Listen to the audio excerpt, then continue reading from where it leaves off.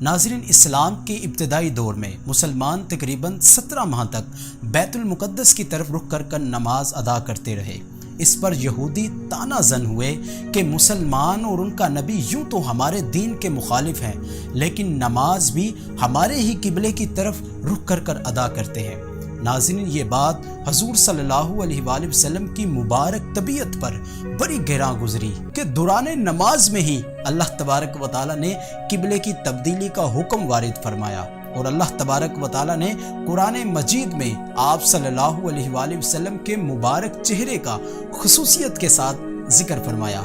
اللہ تبارک و تعالیٰ نے ارشاد فرمایا قرآن مجید میں کہ قد نرا تقلب وجہک فی السماء فلنولینک قبلۃ ترضاها فول وجہک شطر المسجد الحرام۔